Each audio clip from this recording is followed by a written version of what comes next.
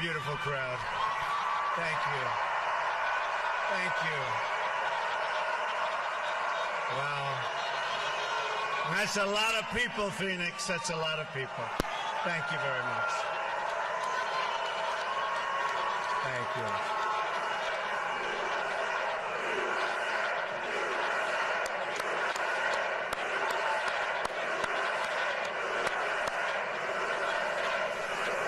Thank you, Phoenix. I am so glad to be back in Arizona,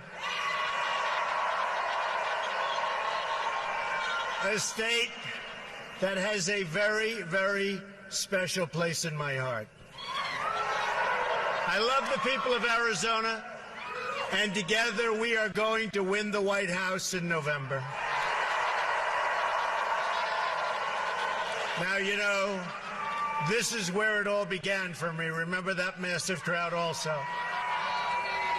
So I said, let's go and have some fun tonight. We're going to Arizona, okay? Thank you. This will be a little bit different. This won't be a rally speech per se.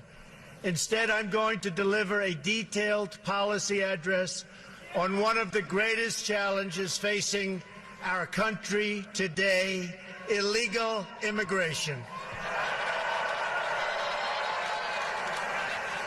I've just landed, having returned from a very important and special meeting with the President of Mexico, a man I like and respect very much, and a man who truly loves his country, Mexico.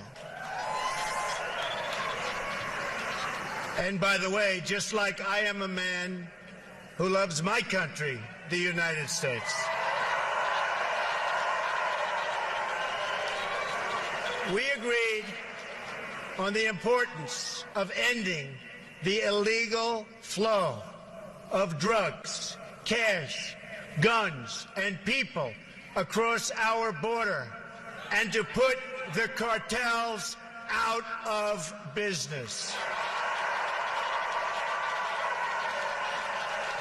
We also discussed the great contributions of Mexican-American citizens to our two countries, my love for the people of Mexico, and the leadership and friendship that we have between Mexico and the United States. It was a thoughtful and substantive conversation, and it will go on for a while, and in the end, we're all going to win. Both countries, we're all going to win. This is the first of what I expect will be many, many conversations, and in a Trump administration, we're going to go about creating a new relationship between our two countries, but it's going to be a fair relationship. We want fairness. But to fix our immigration system, we must change our leadership in Washington, and we must change it quickly. Sadly, there is no other way. The truth is, our immigration system is worse than anybody ever realized. But the facts aren't known because the media won't report on them. The politicians won't talk about them. And the special interests spend a lot of money trying to cover them up because they are making an absolute fortune. That's the way it is.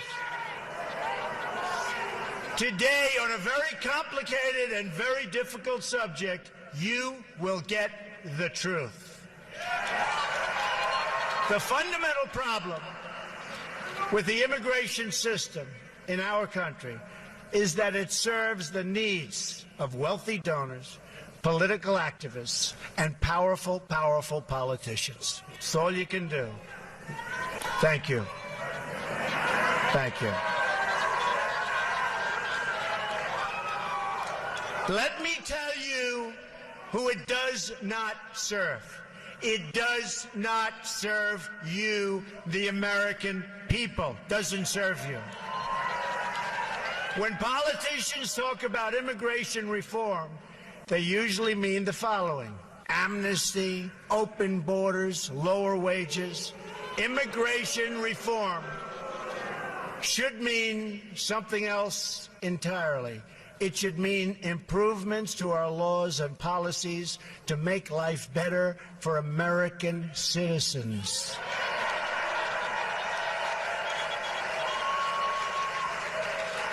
Thank you. But if we're going to make our immigration system work, then we have to be prepared to talk honestly and without fear about these important and very sensitive issues. For instance, we have to listen to the concerns that working people, our forgotten working people, have over the record pace of immigration and its impact on their jobs, wages, housing, schools, tax bills, and general living conditions. These are valid concerns expressed by decent and patriotic citizens from all backgrounds, all over. We also have to be honest about the fact that not everyone who seeks to join our country will be able to successfully assimilate. Sometimes it's just not going to work out. It's our right as a sovereign nation to choose immigrants that we think are the likeliest to thrive and flourish and love us.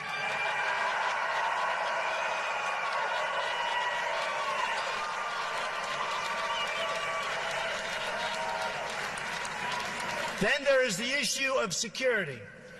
Countless innocent American lives have been stolen because our politicians have failed in their duty to secure our borders and enforce our laws like they have to be enforced. I have met with many of the great parents who lost their children to sanctuary cities and open borders. So many people, so many people, so sad. They will be joining me on the stage in a little while, and I look forward to introducing. These are amazing, amazing people.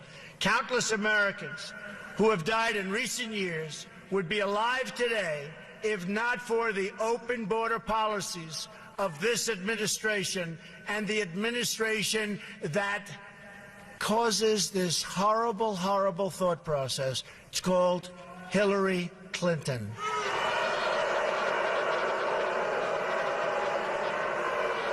This includes incredible Americans like 21-year-old Sarah Root. The man who killed her arrived at the border, entered federal custody, and then was released into the U.S., think of it, into the U.S. community under the policies of the White House, Barack Obama, and Hillary Clinton. Weak policies. Weak and foolish policies. He was released again after the crime, and now he's out there at large. Sarah had graduated from college with a 4.0, top student in her class, one day before her death. Also among the victims of the Obama-Clinton open border policy was Grant Roenbeck, a 21-year-old convenience store clerk and a really good guy from Mesa, Arizona. A lot of you have known about Grant. He was murdered by an illegal immigrant gang member previously convicted of burglary, who had also been released from federal custody, and they knew it was going to happen again. Another victim is Kate Steinle, gunned down in the sanctuary city of San Francisco by an illegal immigrant deported 5 previous times, and they knew he was no good.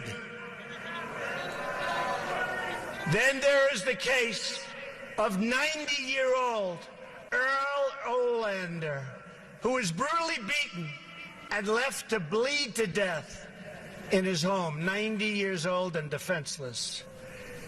The perpetrators were illegal immigrants with criminal records a mile long who did not meet Obama administration standards for removal. And they knew it was going to happen. In California, a 64-year-old Air Force veteran, a great woman according to everybody that knew her, Marilyn Ferris, was sexually assaulted and beaten to death with a hammer. Her killer had been arrested on multiple occasions, but was never, ever deported, despite the fact that everybody wanted him out. A 2011 report from the Government Accountability Office found that illegal immigrants and other non-citizens in our prisons and jails together had around 25,000 homicide arrests to their names. 25,000. On top of that, illegal immigration costs our country more than $113 billion a year. And this is what we get.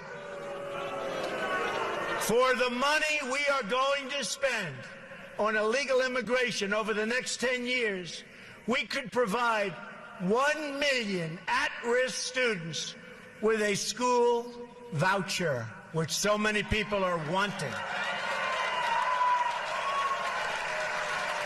While there are many illegal immigrants in our country who are good people, many, this doesn't change the fact that most illegal immigrants are lower-skilled workers with less education who compete directly against vulnerable American workers, and that these illegal workers draw much more out from the system than they can ever possibly pay back. And they're hurting a lot of our people that cannot get jobs under any circumstances. But these facts are never reported.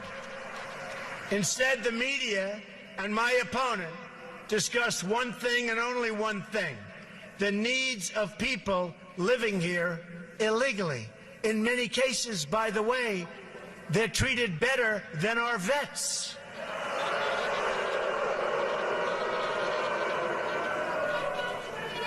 Not going to happen anymore, folks. November 8th, not going to happen anymore.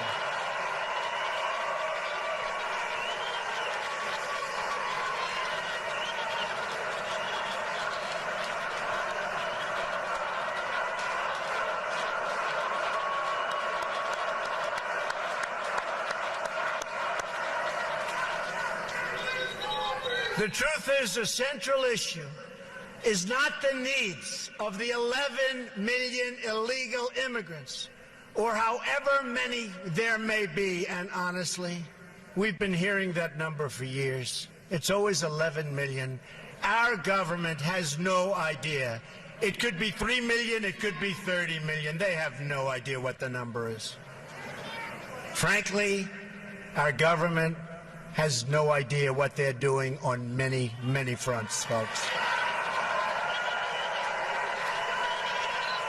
But whatever the number, that's never really been the central issue. It will never be a central issue. It doesn't matter from that standpoint. Anyone who tells you that the core issue is the needs of those living here illegally has simply spent too much time in Washington. I think the biggest problem facing American society, and you know this, this is what they talk about, facing American society today, is that there are 11 million illegal immigrants who don't have legal status. And they also think the biggest thing, and you know this, is not nuclear, it's not ISIS, it's not Russia, it's not China, it's global warming.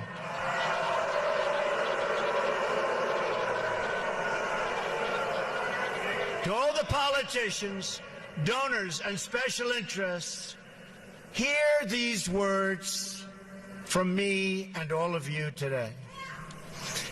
There is only one core issue in the immigration debate, and that issue is the well-being of the American people.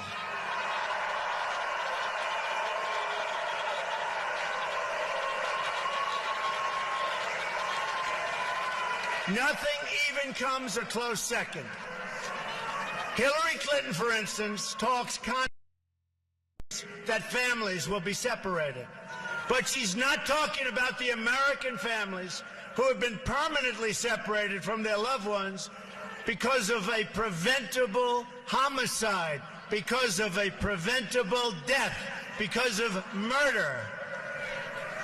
No, she's only talking about families who come here in violation of the law. We will treat everyone living or residing in our country with great dignity. So important. We will be fair, just, and compassionate to all. But our greatest compassion must be for our American citizens.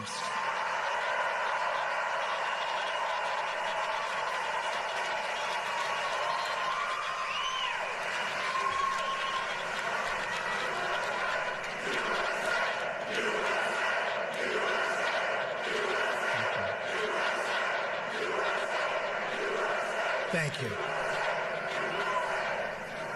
President Obama and Hillary Clinton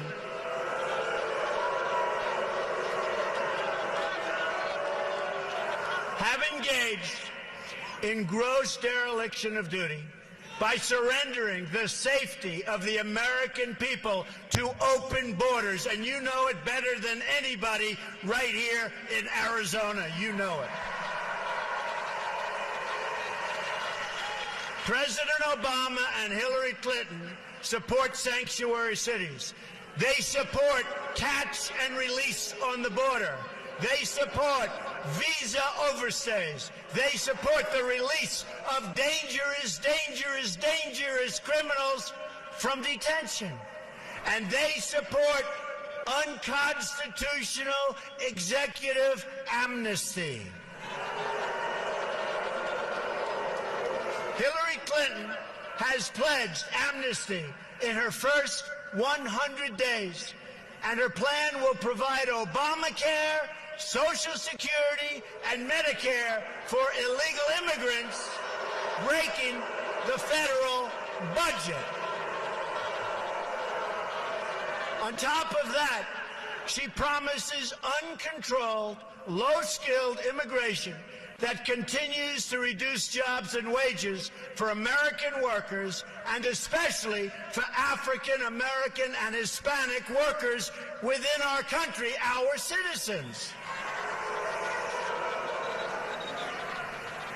Most incredibly, because to me this is unbelievable, we have no idea who these people are, where they come from. I always say, Trojan horse, watch what's going to happen, folks. It's not going to be pretty.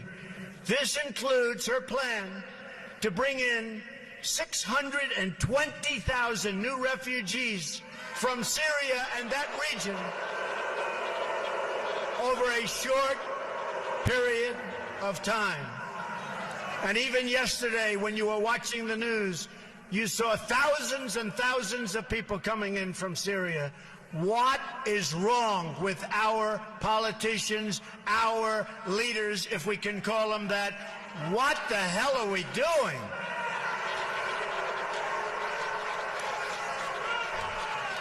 Hard to believe, hard to believe.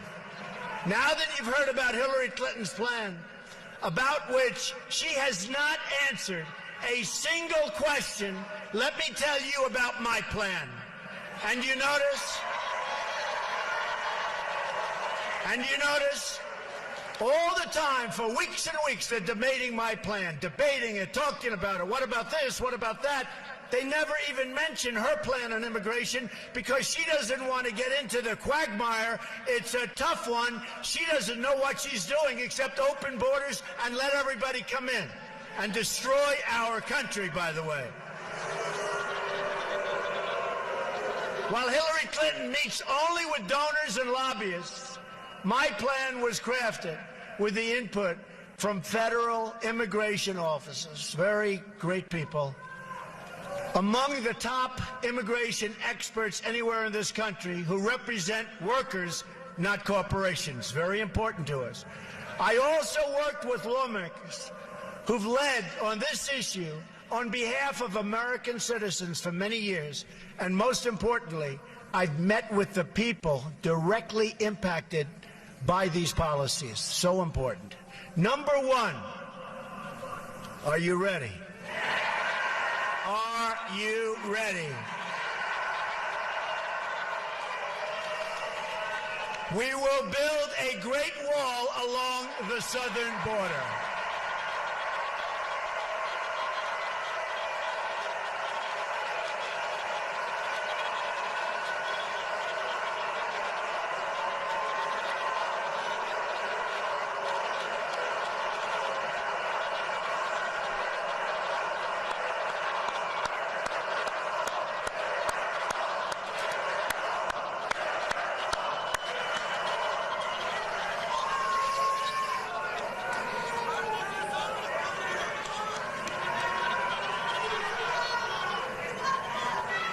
And Mexico will pay for the wall.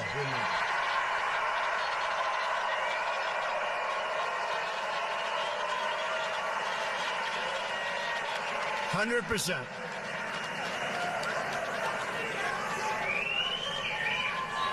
They don't know it yet, but they're going to pay for the wall. And they're great people and great leaders, but they're going to pay for the wall. On day one, we will begin working on an impenetrable, physical, tall, powerful, beautiful southern border wall. We will use the best technology, including above and below ground sensors, that's the tunnels. Remember that, above and below. Above and below ground sensors, towers, aerial surveillance, and manpower to supplement the wall, find and dislocate tunnels, and keep out criminal cartels. And Mexico, you know that, will work with us. I really believe it. Mexico will work with us. I absolutely believe it. And especially after meeting with their wonderful, wonderful president today, I really believe they want to solve this problem along with us, and I'm sure they will. Number two, we are going to end catch and release. We catch them? Oh, go ahead. We catch them? Go ahead. Under my administration, anyone who illegally crosses the border will be detained until they are removed out of our country and back to the country from which they came.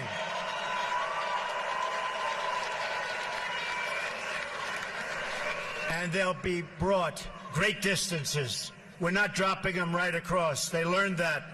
President Eisenhower, they'd drop them across, right across, and they'd come back and across. Then when they flew them to a long distance, all of a sudden, that was the end. We will take them great distances, but we will take them to the country where they came from, okay? Number three, this is the one I think it's so great. It's hard to believe people don't even talk about it. Zero tolerance for criminal aliens. Zero.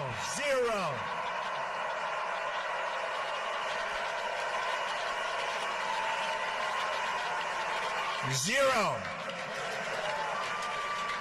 They don't come in here. They don't come in here.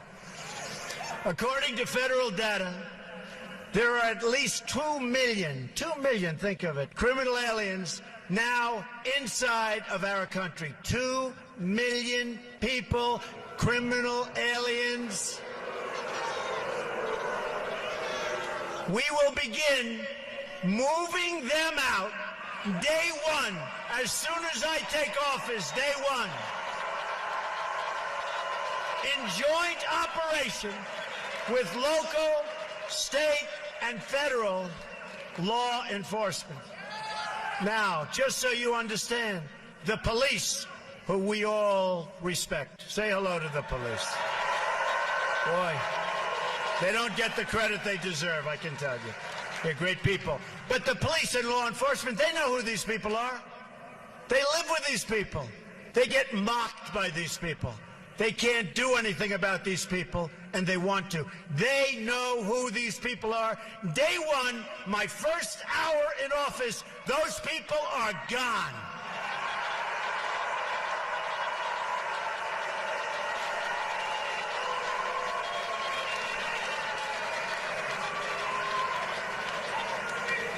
And you can call it deported if you want. The press doesn't like that term. You can call it whatever the hell you want. They're gone. Beyond the 2 million. And there are vast numbers of additional criminal, illegal immigrants who have fled. But their days have run out in this country. The crime will stop. They're going to be gone. It will be over. They're going out fast. Moving forward, we will issue detainers for illegal immigrants who are arrested for any crime whatsoever, and they will be placed into immediate removal proceedings if we even have to do that.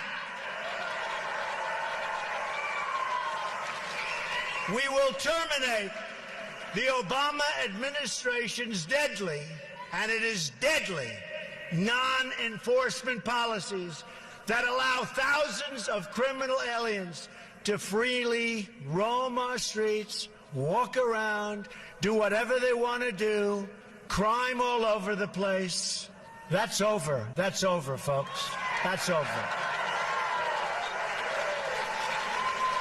Since 2013 alone, the Obama administration has allowed 300,000 criminal aliens to return back into United States communities.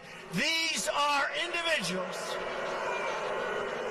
encountered or identified by ICE, but who were not detained or processed for deportation, because it wouldn't have been politically correct. My plan also includes cooperating closely with local jurisdictions to remove criminal aliens immediately. We will restore the highly successful Secure Communities program, good program. We will expand and revitalize the popular 287G partnerships, which will help to identify hundreds of thousands of deportable aliens in local jails that we don't even know about. Both of these programs have been recklessly gutted by this administration, and those were programs that worked. This is yet one more area where we are headed in a totally opposite direction. There's no common sense, there's no brain power in our administration by our leader or our leaders. None, none, none. On my first day in office, I am also going to ask Congress to pass Kate's Law, named for Kate Steinle, to ensure that criminal aliens convicted of illegal reentry receive strong, mandatory minimum sentences. Strong. And then we get them out. Another reform I'm proposing is the passage of legislation named for Detective Michael Davis and Deputy Sheriff Danny Oliver, two law enforcement officers recently killed by a previously deported illegal immigrant. The Davis-Oliver bill will enhance cooperation with state and local authorities to ensure that criminal immigrants and terrorists are swiftly, really swiftly, identified and removed. And they will go fast. Believe me, they're going to go fast. We are going to triple the number of ICE deportation officers. Within ICE, I am going to create a new special deportation task force focused on identifying and quickly removing the most dangerous criminal illegal immigrants in America who have evaded justice, just like Hillary Clinton has evaded justice, okay?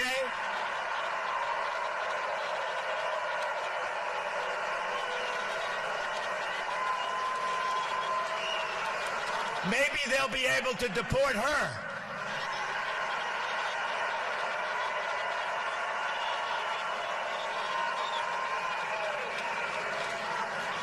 The local police, who know every one of these criminals, and they know each and every one by name, by crime, where they live, they will work so fast, and our local police will be so happy that they don't have to be abused by these thugs anymore.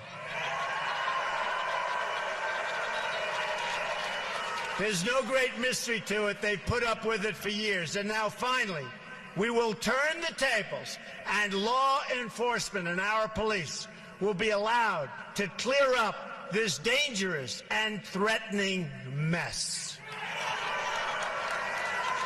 We're also going to hire 5,000 more Border Patrol agents.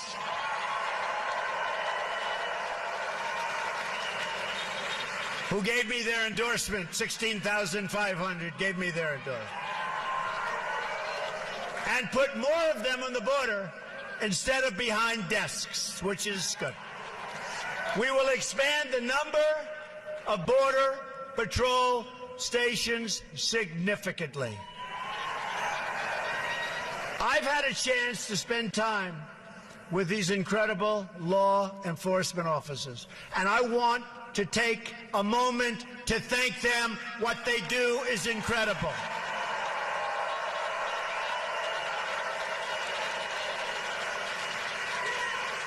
And getting their endorsement means so much to me. More to me, really, than I can say. Means so much. First time they've ever endorsed a presidential candidate. Number 4, block funding for sanctuary cities. We blocked the funding. No more funding. We will end the sanctuary cities that have resulted in so many needless deaths. Cities that refuse to cooperate with federal authorities will not receive taxpayer dollars, and we will work with Congress to pass legislation to protect those jurisdictions that do assist federal authorities. Number 5. Cancel unconstitutional executive orders and enforce all immigration laws. We will immediately terminate President Obama's 2 illegal executive amnesties in which he defied federal law and the Constitution to give amnesty to approximately 5 million illegal immigrants. 5 million. And how about all of the millions that are waiting online, going through the process legally? So unfair. Hillary Clinton has pledged to keep both of these illegal amnesty programs, including the 2014 amnesty, which has been blocked by the United States Supreme Court. Great. Clinton has also pledged to add a 3rd executive amnesty. And by the way, folks, she will be a disaster for our country, a disaster. In so many other ways. And don't forget the Supreme Court of the United States. Don't forget that when you go to vote on November 8th. And don't forget your Second Amendment. And don't forget the repeal and replacement of Obamacare.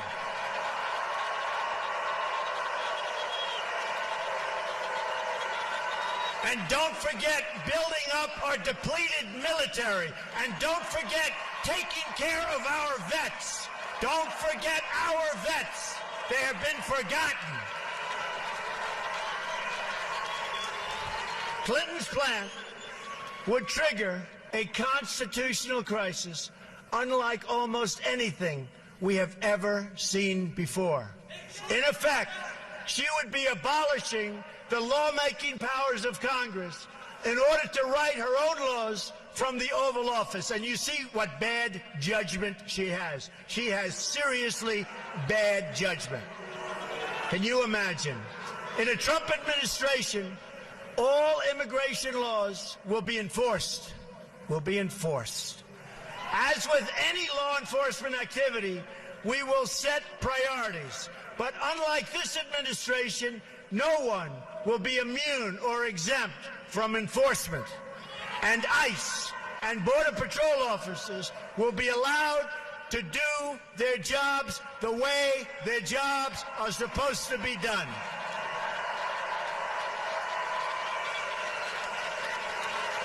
Anyone who has entered the United States illegally is subject to deportation. That is what it means to have laws and to have a country. Otherwise, we don't have a country. Our enforcement priorities will include removing criminals, gang members, security threats, visa overstays, public charges, that is, those relying on public welfare or straining the safety net, along with millions of recent illegal arrivals and overstays who've come here under this current corrupt administration. Number 6, we are going to suspend the issuance of visas to any place where adequate screening cannot occur. According to data provided by the Senate Subcommittee on Immigration and the National Interest, between 9/11 and the end of 2014, at least 380 foreign-born individuals were convicted in terror cases inside the United States. And even right now, the largest number of people are under investigation for exactly this that we've ever had in the history of our country. Our country is a mess. We don't even know what to look for anymore, folks. Our country has to straighten out, and we have to straighten out fast. The number is likely higher, but the administration refuses to provide this information even to Congress. As soon as I enter office, I am going to ask the Department of State, which has been brutalized by Hillary Clinton, brutalized, Homeland Security, and the Department of Justice to begin a comprehensive review of these cases in order to develop a list of regions and countries from which immigration must be suspended until proven and effective vetting mechanisms can be put in place. I call it extreme vetting, right?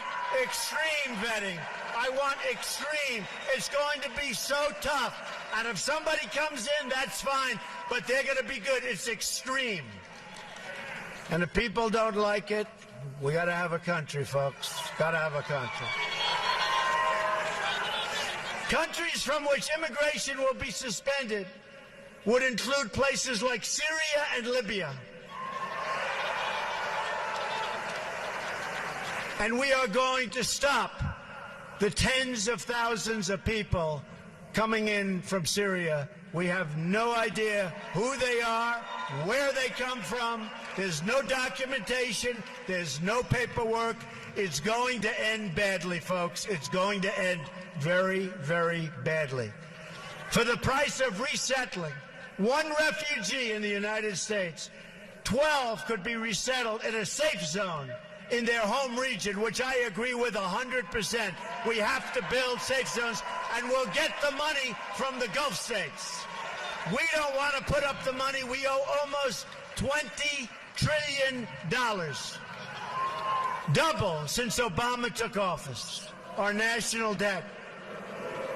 But we will get the money from Gulf states and others. we'll supervise it, we'll build safe zones, which is something that I think all of us want to see.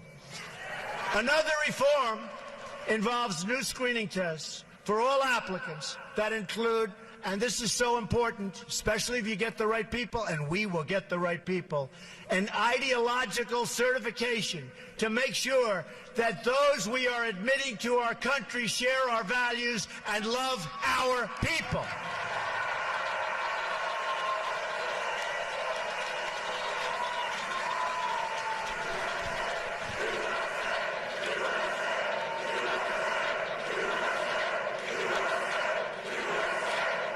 Thank you. We're very proud of our country, aren't we? Really? With all it's going through, we're very proud of our country. For instance, in the last 5 years, we've admitted nearly 100,000 immigrants from Iraq and Afghanistan. In these two countries, according to Pew Research, a majority of residents say that the barbaric practice of honor killings against women are often or sometimes justified. That's what they say. That's what they say. They're justified, right? And we're admitting them to our country. Applicants will be asked for their views about honor killings, about respect for women and gays and minorities, attitudes on radical Islam, which our president refuses to say, and many other topics as part of this vetting procedure. And if we have the right people doing it, believe me, very, very few will slip through the cracks. Hopefully, none. Number 7, we will ensure that other countries take their people back when we order them deported. There are at least 23 countries that refuse to take their people back after they've been ordered to leave the United States, including large numbers of violent criminals. They won't take them back, so we say, okay, we'll keep them. Not going to happen with me, folks. Not going to happen with me.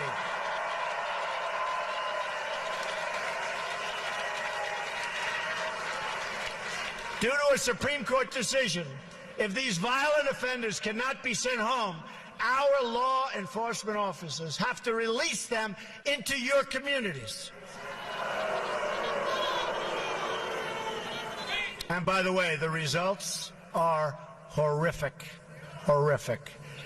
There are often terrible consequences, such as Casey Chadwick's tragic death in Connecticut just last year. Yet, despite the existence of a law that commands the Secretary of State to stop issuing visas to these countries, Secretary Hillary Clinton ignored this law and refused to use this powerful tool to bring nations into compliance, and they would comply if we would act properly. In other words, if we had leaders that knew what they were doing, which we don't. The result of her misconduct was the release of thousands and thousands of dangerous criminal aliens who should have been sent home to their countries. Instead, we have them all over the place. Probably a couple in this room, as a matter of fact. But I hope not. According to a report from the Boston Globe, from the year 2008 through 2014, nearly 13,000